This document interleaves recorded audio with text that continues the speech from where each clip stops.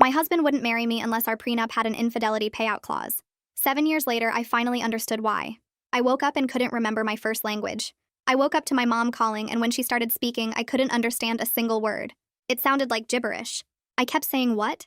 And she kept repeating herself until finally she switched to English and asked if I was feeling okay. I'd been fluent in Mandarin since birth and spoke it at home every single day. My parents had insisted on Mandarin only until I started school, and even then we used it exclusively in the house. But now it sounded like random noise with no meaning at all. Not even familiar noise like when you hear a language you recognize but don't speak. This was nothing. I tried to respond in Mandarin to tell her something was wrong, but my mouth couldn't form the words. I knew I should know them, but reaching for them was like grabbing at smoke. I tried to say simple things like hello or mom, but I couldn't remember how.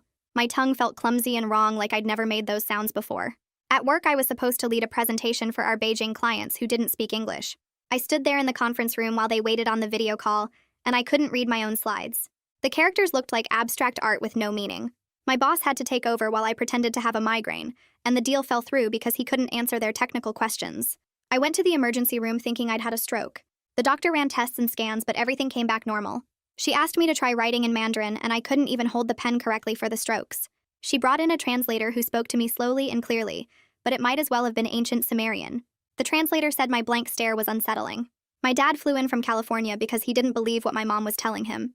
He sat across from me speaking Mandarin for an hour straight, while I just stared at him. He showed me children's books we'd read together when I was 3 years old, and I couldn't recognize a single character. He started crying, which I'd never seen him do before. The neurologist suggested it might be a rare form of aphasia, but that usually affects all languages, not just one. He said losing a single language completely while maintaining perfect fluency in another was technically impossible. The brain doesn't segregate languages that distinctly, especially when one was learned from birth. But here I was proving him wrong. My girlfriend Lynn only spoke Mandarin and a little broken English. We'd been together 3 years and always communicated in Mandarin. Now she'd talk to me and I'd just nod without understanding anything.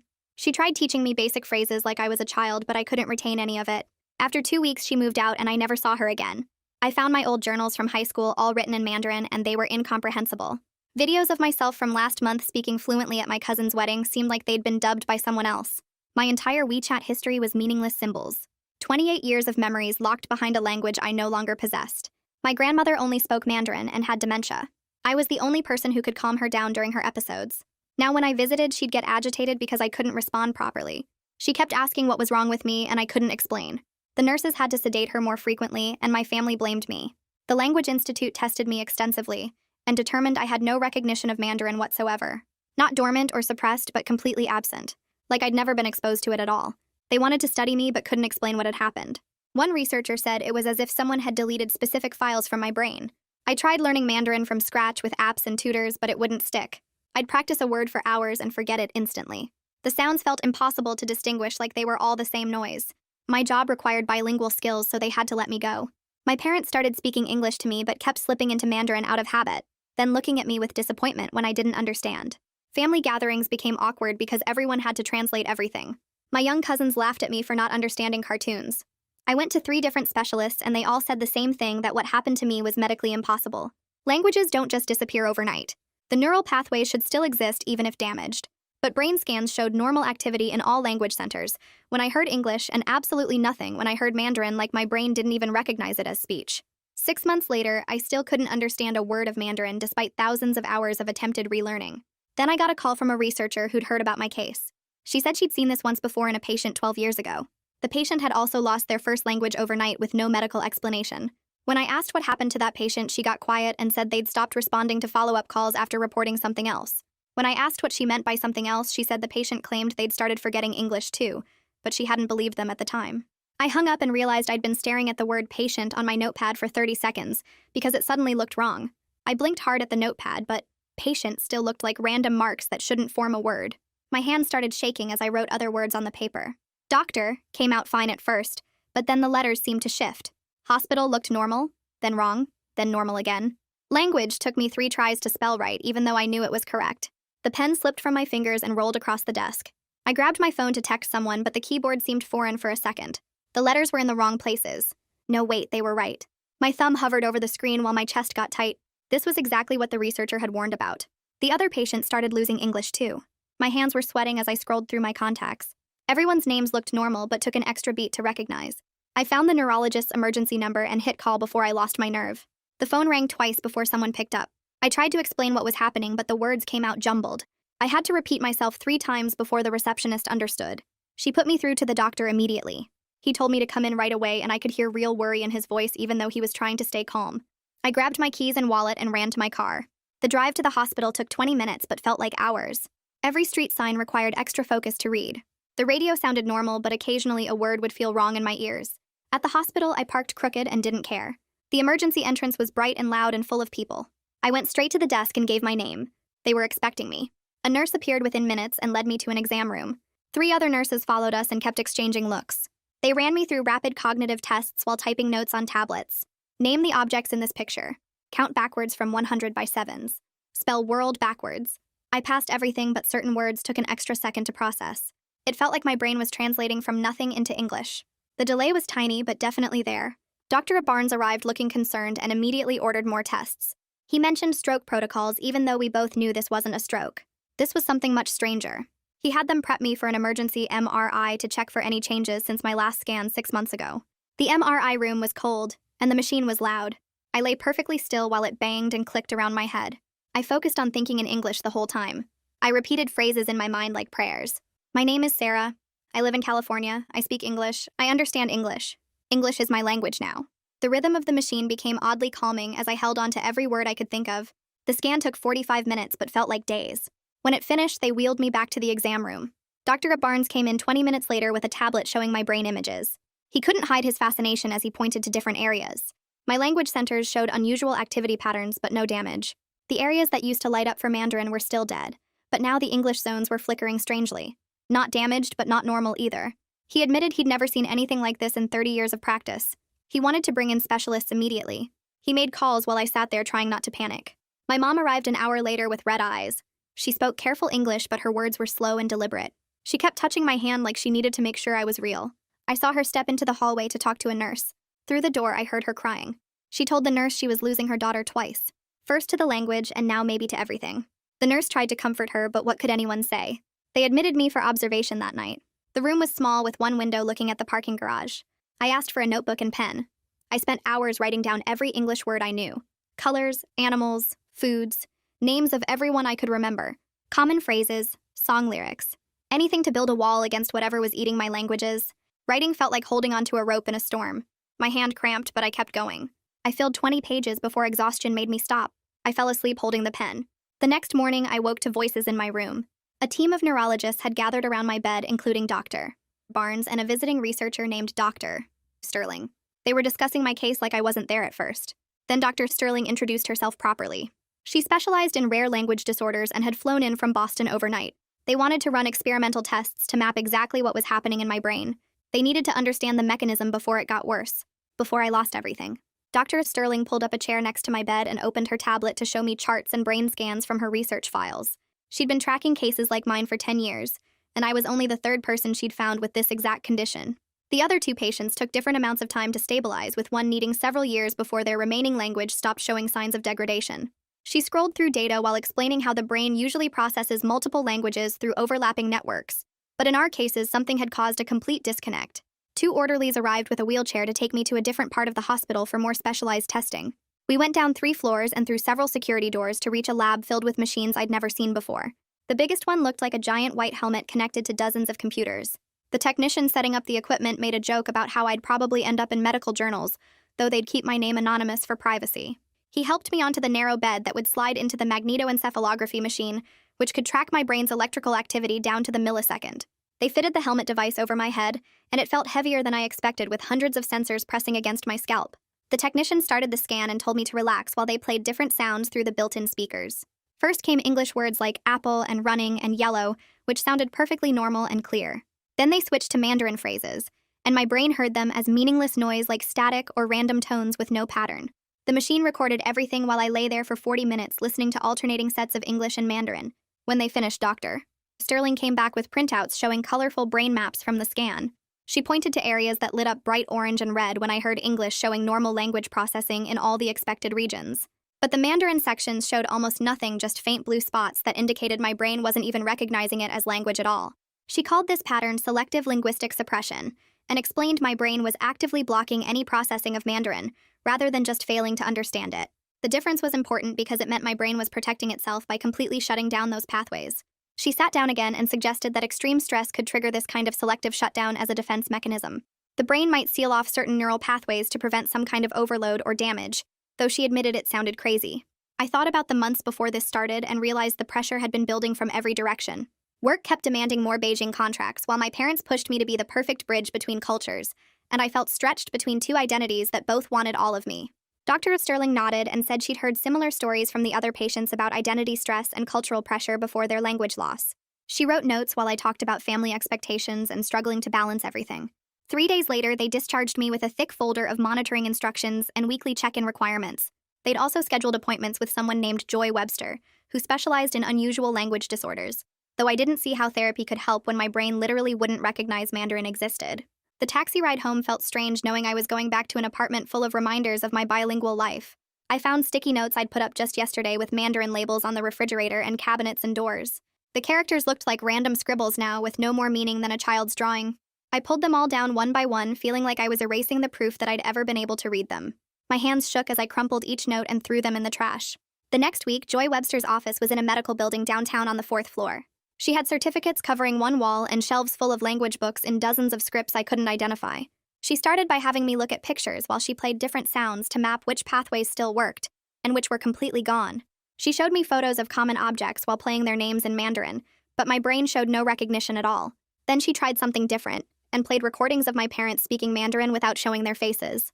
I couldn't understand the words, but somehow I knew it was them, just from the rhythm and tone of their voices. Joy got excited and said this meant some non-linguistic connections remained even if the language processing was blocked. She pulled out recordings of Mandarin songs and had me tap along to the rhythm which I could follow perfectly, even though the words meant nothing. Her theory was that we might rebuild some connections using these non-linguistic cues like music and rhythm and tone.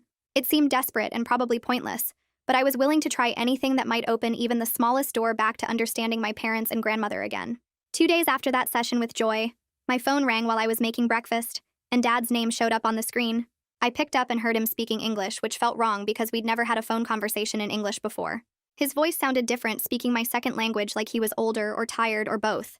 He told me he'd been practicing his English pronunciation with an app because he wanted our conversations to feel more natural for me. I could hear papers rustling in the background, and then he cleared his throat and mentioned grandmother had gotten worse at the care facility. The nurses were calling him daily now because she'd started hitting them during her confused episodes, and they couldn't calm her down. She kept asking for me in Mandarin and getting angry when I wasn't there to help. The guilt hit me hard as I stood there holding my coffee mug and listening to him describe how they'd had to increase her medication. He said the facility was threatening to transfer her to a more secure unit if the violence continued. I told him I'd try visiting again even though we both knew it wouldn't help since I couldn't understand or respond to her anymore. The next morning at work, Graham called me into his office and closed the door behind us. He sat down and pulled out a folder with my name on it while I waited in the chair across from his desk. He explained that the Beijing accounts were suffering without someone who could communicate directly with the clients. I nodded and offered to help transition my projects to whoever would be taking over my role. He surprised me by sliding a different paper across the desk that showed a reorganization chart with my name under the English-only technical division. He said my knowledge of our systems was too valuable to lose just because I couldn't speak Mandarin anymore. The position paid less, but at least I'd still have a job and health insurance. I signed the transfer paperwork right there, and he shook my hand before I left his office. That night, I couldn't sleep and kept having dreams where people were speaking to me, but I couldn't tell what language it was. I woke up at 3 in the morning with tears on my face and this deep feeling of loss, but no memory of the actual dream words. Requested Reds is on Spotify now. Check out link in the description or comments. The sensation was like trying to hold water in my hands while it all leaked through my fingers. I wrote down what I could remember in my journal, but it was just emotions without any linguistic content. 3 weeks into working with Joy, we tried a new approach where she'd play Mandarin sounds while I touched different textures. She had me run my fingers over sandpaper while listening to rising tones and silk fabric for falling ones. My brain fought against making any connections, like trying to force the wrong poles of magnets together. She'd play a simple word like ma and have me trace patterns in sand, but nothing would stick. After each session, I'd leave with a headache from the mental effort of trying to force my brain to recognize something it insisted didn't exist. Joy stayed patient and kept adjusting her methods, but I could see the frustration in her notes. One Thursday evening, Renata Sterling called while I was cooking dinner and said she'd found something interesting in old medical journals. She'd discovered a 4th case from 1987 in Germany, where a woman lost her native Russian overnight. That patient had partially recovered after 2 years, though she never got back to full fluency. Sterling explained that the woman could eventually understand basic conversations but couldn't speak or write properly. She invited me to join her research study at the University Medical Center, which would involve intensive monitoring and some experimental treatments. I agreed immediately because even partial recovery sounded better than this complete blank nothing. The study intake appointment lasted 8 hours and left me exhausted. They ran cognitive tests where I had to sort cards and solve puzzles while electrodes monitored my brain activity. A psychologist asked detailed questions about my childhood and family dynamics, and any trauma I might have experienced. They wanted to know about stress levels before the language loss, and whether I'd had any head injuries, even minor ones. The research team took blood samples and did genetic testing looking for any markers that might explain why some brains could just delete a language. They had me write my entire life history, focusing on anything unusual or stressful around language learning. Sterling's team compared my results with the other 3 cases, looking for patterns in age or stress or family history or anything that might connect us. By the end of the day, my head was pounding and my hand was cramped from writing, but Sterling seemed excited about the data. She said I was their most cooperative subject since the others had been studied years after their language loss. Mom started leaving me voicemails in English, but her accent made every word sound heavy with sadness. She'd say things like talking to me in English felt like speaking to a stranger who was wearing her daughter's face. Sometimes she'd slip into Mandarin halfway through the message and then catch herself and apologize in English. I saved all the messages, even the ones I couldn't understand, because her voice still sounded like home even if the words meant nothing. The next fMRI session at the medical center took 3 hours, and Sterling watched the monitors while they played different recordings through my headphones. First came English words and my brain lit up normally on the screens, but when they switched to Mandarin, the technician pointed at something on the display, and Sterling leaned forward to study it closer. My amygdala was going crazy with activity, even though I couldn't understand a single word they were playing. The fear center of my brain was treating Mandarin like a threat or danger signal, which made no sense because I felt nothing while listening to it. Sterling ran the test again with different Mandarin samples and got the same result every time, with my brain showing massive stress responses to sounds that meant nothing to me consciously. After the scan, she sat me down in her office and asked detailed questions about any trauma connected to the language, like maybe something bad that happened while people were speaking Mandarin around me. I thought hard, but could only remember normal stuff like getting scolded for bad grades or arguing with my parents about curfews, which wasn't real trauma, just regular family life. She took notes and said sometimes the brain protects us from things we don't even remember consciously, and maybe that's what was happening here. Graham called me into his office that Monday and said he was moving me to a new project team working on documentation for American clients only. The whole team spoke just English, and nobody even knew I used to be bilingual, which felt like starting over as a different person. I threw myself into the work and stayed late every night because focusing on technical specs was easier than going home to an apartment full of Chinese books I couldn't read. Joy tried something new in our next session where she played Mandarin tones while showing me colored cards and having me touch different textures like sandpaper or silk. She said we were trying to build new pathways by connecting the sounds to other senses, since the language pathway was completely blocked. After weeks of practice, I could finally tell when a tone went up versus down, even though the sound still carried no meaning at all. It was like recognizing musical notes without understanding the song, but Joy said it was progress. I spent an afternoon at my apartment recording myself saying simple English phrases into my phone for grandmother. Things like, "It's okay, and you're safe, and I'm here with you," even though I wouldn't actually be there when the nurses played them. Mom helped me think of what grandmother needed to hear most, and we made 20 different recordings that the care facility could use during her bad episodes. The nurses said they'd try playing them next time she got agitated, though we didn't know if hearing my voice without me being there would help or make things worse.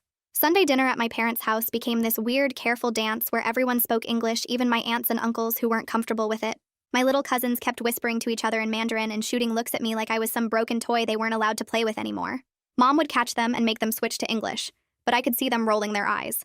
6 weeks into Sterling's study, she called me in to share what they'd found so far comparing all 4 cases. Every single person had the same pattern with sudden, complete loss overnight and no gradual decline beforehand or after. Most importantly, the condition seemed stable rather than getting worse over time, which meant it probably wouldn't spread to other languages.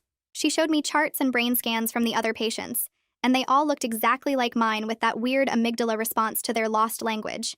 The relief hit me so hard I actually started shaking, because I'd been terrified of losing English too, and ending up completely without language at all. Sterling said I should still come in for monitoring every month, but she was confident English would stay intact based on the other cases who'd been stable for years. That night, I tried texting Lynn through a translation app, typing in English and having it convert to Chinese characters before sending. The app showed delivered, but she never responded, and I stared at my phone for hours, waiting for those 3 dots that never appeared. A mutual friend told me a week later that Lynn was seeing someone new, and they'd moved in together already. She said Lynn seemed happy with someone who could actually understand her completely without needing apps or translations. The research team published their preliminary findings in a neurology journal with me listed as patient C alongside the others. Reading about myself in clinical terms felt weird, like looking at my life through a microscope. They described my case as complete selective aphasia, with preservation of secondary language, and noted the unusual amygdala activation pattern during exposure to the lost language. The paper said more research was needed to understand the mechanism, but their working theory involved the brain creating a protective barrier against specific linguistic input, possibly triggered by psychological factors they hadn't identified yet. Joy called me the next morning and said we needed to change our approach completely since the recovery methods weren't working after months of trying. She had me come in that afternoon and showed me new exercises focused on accepting the loss rather than fighting it. We started with simple recognition drills where she'd play recordings of different Mandarin speakers showing various emotions without trying to understand the words themselves. I sat there listening to angry voices, sad voices, scared voices, and slowly started picking up the patterns in tone and rhythm, even though the words meant nothing. She had me close my eyes and just focus on the emotional energy behind the sounds, rather than trying to decode meaning that wasn't there anymore. After 2 weeks of this new approach, I could tell when someone speaking Mandarin was upset versus calm, though I still couldn't respond or understand any actual words. The breakthrough came when I visited grandmother and heard her speaking to the nurse in that high, tight voice she used when scared. I couldn't understand what she was saying, but I knew she was frightened and grabbed her hand, which seemed to help even though I couldn't say anything back. The nurse looked surprised when I correctly identified that grandmother needed her anxiety medication based purely on her tone. A social worker named Ariana Mahan came to evaluate grandmother's care situation and suggested bringing in Mandarin-speaking volunteers, since I couldn't communicate with her anymore. She sat across from me with her clipboard explaining how the volunteer program worked, while I felt my chest getting tight, knowing strangers would be doing what I used to do. Ariana said she understood it was hard, but grandmother's needs had to come first, and she was right, even though it hurt to admit. The volunteers started the following Tuesday. 2 women from the local Chinese community center who came twice a week for 3-hour shifts. They sat with grandmother speaking Mandarin, reading to her, playing old Chinese songs on their phones, all the things I used to do before my brain deleted that part of me. Within a month, grandmother's violent episodes dropped from daily to maybe twice a week, and the nurses were able to reduce her sedation medications significantly. She started having more clear days where she recognized people and could eat without assistance, though she still asked about me sometimes according to the volunteers' reports. One volunteer wrote notes about their conversations that Ariana translated for me, mostly grandmother talking about her childhood in Beijing and asking why her granddaughter never visited anymore. Meanwhile at work, Graham called me into his office and offered me a permanent position on the English-only technical documentation team with a 20% pay cut but stable hours and benefits. He said my technical knowledge was too valuable to lose completely, and they'd restructured the position to eliminate all bilingual requirements permanently. I signed the paperwork that afternoon, grateful to have any job at all, even though it was nothing like the international coordinator role I'd worked toward for years. Sterling's research team published another paper identifying the specific neural pathways that shut down during selective aphasia cases like mine. She called to explain they'd found the exact brain regions involved, but developing targeted therapies would take years of trials and testing with no guarantees. Her team had mapped the disconnection between language recognition and processing centers, showing how the brain could completely wall off one language while preserving another perfectly.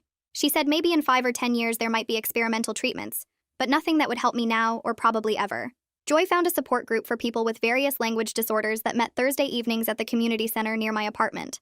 I walked into that first meeting seeing people with stroke damage, brain injuries, developmental disorders, all of us missing pieces of language in different ways.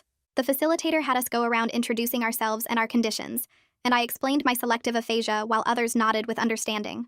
One man who'd had a stroke 2 years ago grabbed my arm after the meeting and said at least I'd kept one language completely intact. He struggled with both English and Spanish now, mixing them up constantly, forgetting basic words in both, and said he'd give anything to have even one language work perfectly like mine did.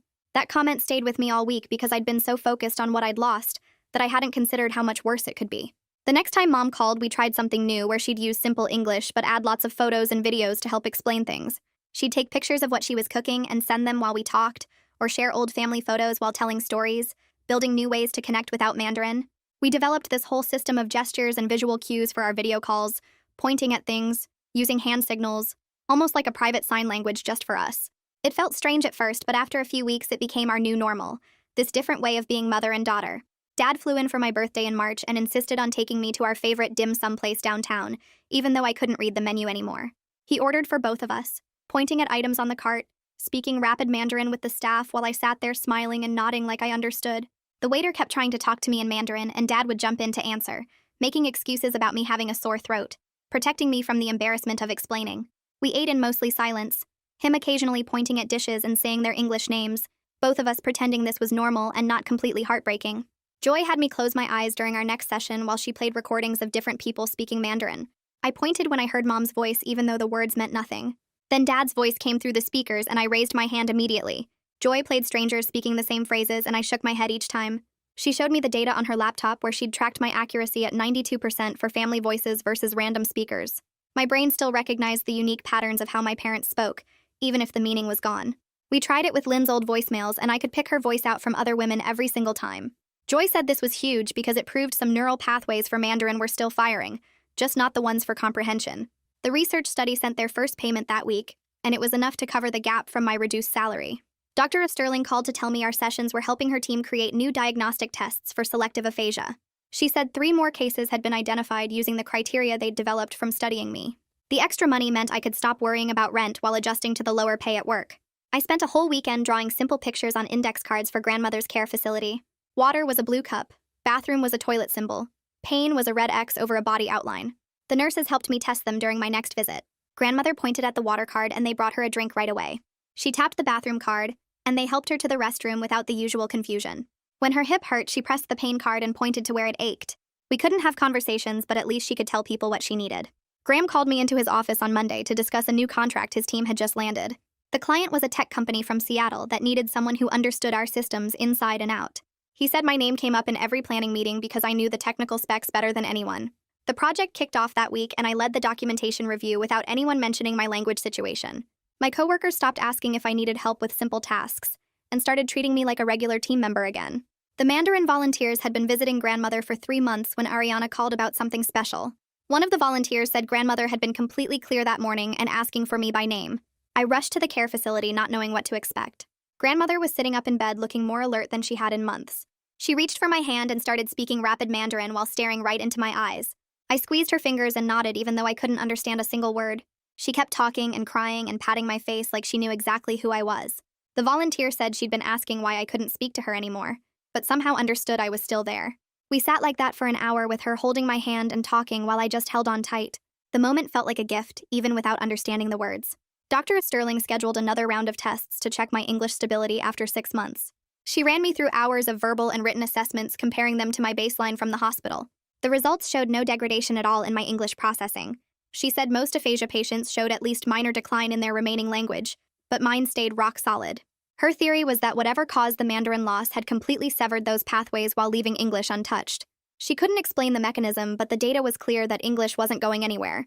Joy suggested I try learning American Sign Language since it used completely different brain circuits than spoken language.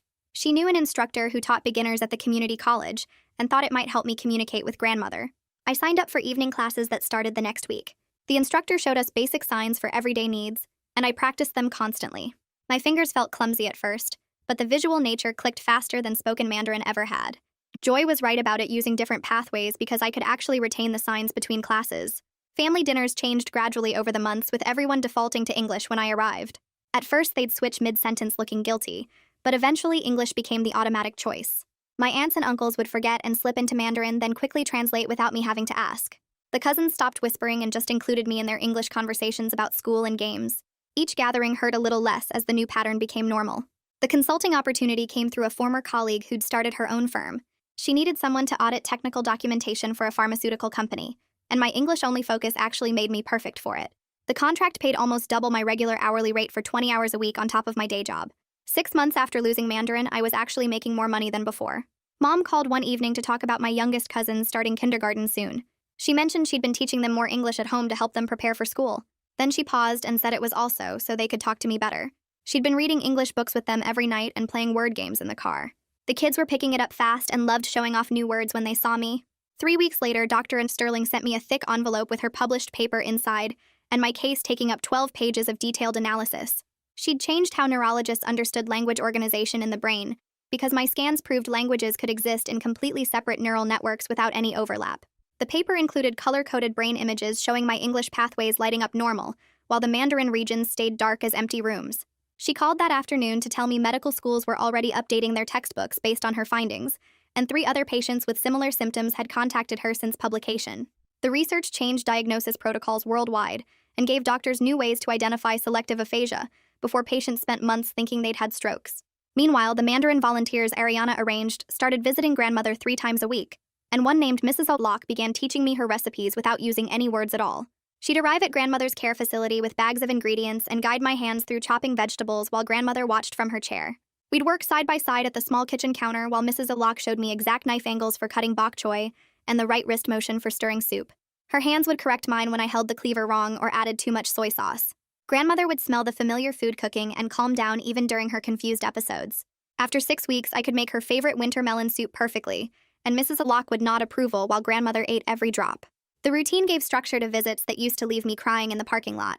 I started noticing other changes too, like how my work improved once I stopped splitting focus between 2 languages. Graham noticed my documentation had gotten clearer and more detailed since I could concentrate fully on English technical terms. My error rate dropped to almost 0, and clients started requesting me specifically for their projects. The promotion came through email on a Tuesday morning, with Graham offering me the lead position for our entire English documentation team. The salary increase wasn't huge, but the stability meant everything after months of uncertainty. I accepted immediately and spent the rest of the day organizing my new responsibilities. My parents adapted too, with Mom teaching Dad more English phrases so family dinners could include everyone. Dad would stumble over words sometimes, but kept trying because he wanted me to feel included. My aunts learned to pause their Mandarin conversations when I walked in and switch without making it awkward. Even my teenage cousins started translating their jokes so I could laugh too. Grandmother's 80th birthday arrived in early spring, and the whole family gathered at the care facility's community room. Mom had decorated with red and gold streamers while my aunts brought traditional foods they'd spent days preparing. When it came time for toasts, everyone automatically switched to English without anyone asking. Dad stood up first and said grandmother had given our family its strength even if she couldn't understand his words right now. My uncles followed with their own English speeches about her courage coming to America and raising 8 children. Grandmother sat in her wheelchair smiling at the warm voices even though the words meant nothing to her. She could feel the love in how we spoke, and that seemed enough. After cake, I noticed something strange while helping clean up. The exit sign above the door suddenly made sense, not as English, but as 2 simple Chinese characters I recognized. Over the next days, I started seeing patterns in other signs, like the character for danger on cleaning supplies, and my own family name on mail. It wasn't reading exactly, but more like recognizing shapes I'd seen thousands of times before. My brain had kept some visual memory, even if the language meaning stayed locked away. I could identify about 20 characters total, mostly simple ones for water, fire, person, big, small. Joy said this was my brain trying to rebuild connections through pure pattern recognition instead of language processing. The fear of losing English haunted me constantly after that first phone call about the other patient. I started keeping detailed journals in English and recording myself reading technical manuals as backup proof I still had language. My savings account grew steadily as I put away half my salary in case I needed medical care or couldn't work anymore. I documented every important piece of knowledge I had and shared passwords with my parents. Mom found me one night organizing flashcards with basic English words and held me while I shook with fear that I'd wake up understanding nothing at all. She promised they'd take care of me no matter what happened, but the terror never fully left. 8 months after that terrifying morning when Mandarin disappeared, I'd built something smaller but solid with the language I had left. My job had shifted from international coordinator to English documentation lead, but I excelled at it and felt proud of my work. Grandmother got excellent care from the Mandarin volunteers who became her friends, while I supported her in other ways like managing her medical appointments and insurance. My family found new ways to include me in everything from holiday planning to cousins' homework help. The grief of losing half my identity would always hurt, but it no longer drowned out everything good in my life. And that's today's wrap-up. I always want to leave you with more than just a story. Hit subscribe and let's keep building on it.